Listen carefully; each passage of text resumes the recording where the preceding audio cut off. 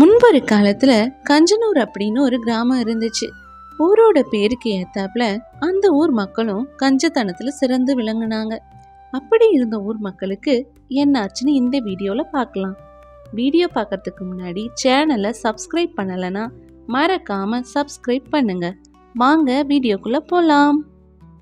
அப்படித்தான் ஒரு நாள் கணவன் மனைவி 2 பேரும் இப்படி பேசிட்டு இருந்தாங்க.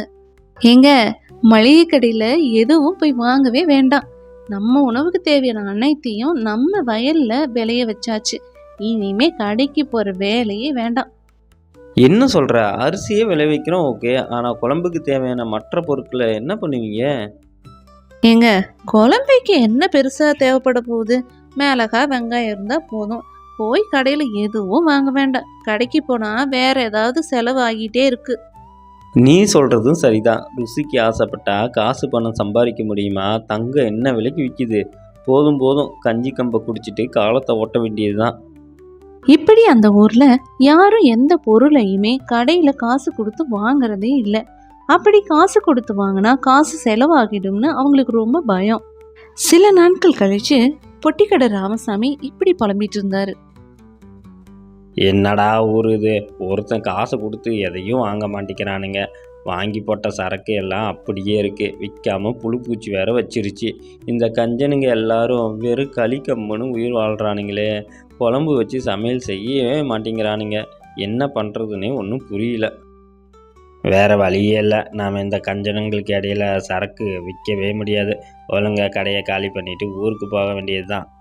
இப்படின்னு சொல்லிட்டு ராமசாமி கடையை காலி பண்ணிட்டு தன்னோட சொந்த ஊருக்கு போனான். அங்க வழியில தன்னோட நண்பனை பார்த்தாரு.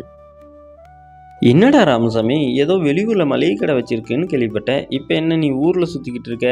என்ன ஏதாவது பிரச்சனையா? அது ஒன்றும் இல்லைடா. நான் போய் கடை வச்ச ஊரில் யார் எந்த பொருளையும் காசு கொடுத்து வாங்க மாட்டேங்கிறானுங்க. ஒரு கஞ்சனுங்களாக இருக்கானுங்க. வாங்கி போட்ட சரக்கு எதுவும் விற்க மாட்டேங்குது. இதுக்கு மேலே அந்த ஊரில் வியாபாரம் பண்ணுனா போட்ட காசு எல்லாத்தையும் மறக்க வேண்டியது தான். என்னடா சொல்கிற? உன்னோட கடையை விட வேறு ஏதாவது நல்ல கடை அங்கே இருக்குதா? அங்கே போய் எல்லாத்தையும் வாங்கிக்கிட்டு உங்ககிட்ட எதையும் வாங்க மாட்டேங்கிறாங்களா? ஆட நீ வேற சும்மா இருடா. அந்த ஊரில் இருந்த ஒரே கடை என்னோட கடை தான். வாங்கி சாப்பிட்டா காசு செலவாகும்னு எவனும் வாங்கி சாப்பிட மாட்டேங்கிறானுங்க. நான் இனி மாடு மேய்க்கத்தான் போகிறேன். இப்படி ராமசாமி புலம்பிக்கிட்டு அங்கிருந்து கிளம்பி போக சுந்தரனும் மனசுக்குள்ள, என்னடா இது, ஊரில் மளிகை கடையே இல்லையா? நல்லா வியாபாரம் பண்ணலாமே.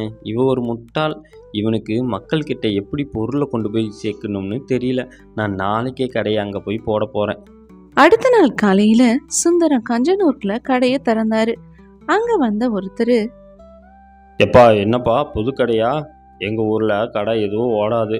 இப்படித்தான் ராமையான்னு ஒருத்தர் இருந்தான். அவன் எங்களை பார்த்து பயந்து கடையை காலி பண்ணிகிட்டே போயிட்டான். நீயும் கூடிய சீக்கிரத்தில் கடையை காலி பண்ணத்தான் போகிற. இப்படி ஊர்ல இருக்கவங்க எதையும் வாங்காம கடையோட வியாபாரம் படுத்து போக சில நாட்களும் கடந்து போச்சு. சுந்தரமும் ஒரு முடிவு எடுத்தாரு. இந்த ஊர் மக்களுக்கு முதல்ல நம்ம சரக்கோட ருசியை காமிக்கணும். அவங்களுக்கு ஆசையை தூண்டணும். அப்பதான் அவங்க நம்ம வழிக்கு வருவாங்க. இப்படி சுந்தரம் தந்திரமா யோசிச்சு எல்லா பொருட்களையும் இலவசமா கொடுக்க ஆரம்பிச்சான். அதுக்கு ஊர் மக்களோ, ஏங்க, புதுசா கடை போட்ட சுந்தரம் எல்லா பொருட்களையும் இலவசமா கொடுக்கறானா? ஊரே அங்கதான் இருக்கு. நீங்களும் போய் வாங்கிட்டு வாங்க. சீக்கிரம் போங்க. ருசியா சாப்பிட்டு எவ்வளவு நாள் ஆச்சு. இவனுக்கு என்ன பைத்தியம் பிடிச்சிருக்கா? சீக்கிரமாக கடையை காலி பண்ணுறான் போல. நேற்று தான் சொல்லிட்டு வந்தேன். அதுக்குள்ளே என் மேலே பயம் போல. சரி, சீக்கிரமாக போய் கிடைக்கிறத எடுத்துக்குவோம். இப்படி ஊர் மக்கள் எல்லாரும் இலவசமா கிடைக்கிறத வாங்கிட்டு போனாங்க. பொருட்கள் எல்லாம் கிடைச்சதுனால ருசியா நல்லா குழம்பு வச்சு சாப்பிட்டாங்க. சில நாட்கள் போக சுந்தரம் இலவசமா கொடுக்கறத நிறுத்திட்டாரு. ஏண்டி, உனக்கு விஷயம் தெரியுமா? சுந்தரம் இன்னிலிருந்து பொருள் எதையும் இலவசமாக கொடுக்க மாட்டானா. மறுபடியும் குழம்பு வச்சு சாப்பிட்றத விட்டுட்டு பழையபடி சோறு கஞ்சின்னு சாப்பிட வேண்டியது தான். ஏங்க, குழம்பு வச்சு சாப்பிட்டா எவ்வளோ ருசியா இருக்குது. இனிமே என்னால பழைய சோறு கஞ்சின்னு வாழ முடியாது. இனி காசு போட்டுனாவது எல்லாத்தையும் வாங்கி நல்லா சாப்பிடணும். கடைசியில ஊர் மக்கள் எல்லாரும் வேற வழி இல்லாம சுந்தரத்தோட கடையில பொருட்களை வாங்க ஆரம்பிச்சாங்க. வியாபாரம் நல்லா ஓடிச்சு. சுந்தரம்,